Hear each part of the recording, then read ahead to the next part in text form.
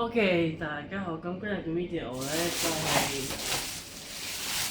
書展開箱啦，係，咁我就買咗幾本書啦，睇先等下我睇翻，買咗幾本書啦，有啲我已經睇緊嘅，但係我先將佢哋攞晒出嚟先。都使咗唔少錢啦，係啊。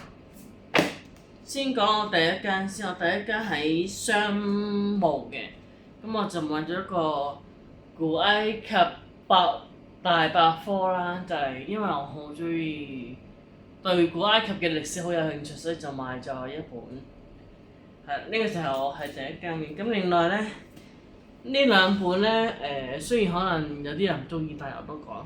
係，因為我對警察呢份職業嘅事情有興趣，所以就買咗一個前退咗休嘅警官咧寫出嚟嘅嘢啦。咁佢就係、即係佢係講一啲警察會先知嘅嘢啦。咁我有興趣睇了解啦。咁其實好多都幾有趣嘅，又〜民國時期，即係60、70年代嘅時候嗰啲故事都有嘅，咁我又因為我喺另一個 YouTube 見到啦，咁就深深吸引我，咁我就買咗佢兩本作品出嚟啦。佢何明新，佢係一個前任警長嚟嘅，係啦，咁就係得呢兩本啦。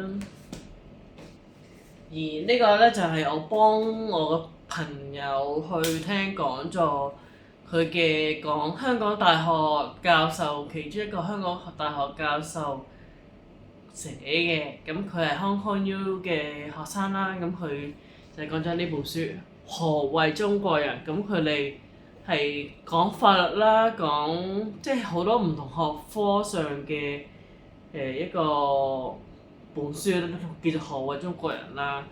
咁我聽完之後咧，就覺得對呢本書好有興趣，所以就買咗。同埋有3位作者嘅簽名啦，係啊，咁係啦，就呢本係都幾有趣嘅，亦都係商務書局嘅。咁而另外咧，我就買咗啲勵志嘅書啦。咁我好坦白講，呢本書咧，我純粹係為咗個封面而買。佢話貓是最好的人生教練，我係因為呢個厭世貓而買，但我睇咗佢啲文字係都幾適合我嘅，咁所以我就買咗。跟住呢個就係你很好，只是你不知道，呢個佢係個書名已經吸引咗我啦。佢最搞笑、最深刻嘅就係話，不必成為別人喜歡的樣子，成為你喜歡的自己就夠了。哇，好適合經常自我內耗嘅我啦。係啊，就係一個有少少漫畫 feel 嘅一個書本啦。係啊，另外一個咧，亦都係啲勵志 feel 嘅，就係、不是別人不懂你，而是你不懂愛自己。咁佢係佢係心理諮詢師出嘅。咁我就係因為佢呢個咧，所以我就睇啦。但係係啦，就係因為佢呢個封面而買嘅，因為我希望 to be better 啦，亦都希望2027年嘅時候能夠睇晒今日嘅買嘅書啦。咁其實其實我覺得最值得買嘅話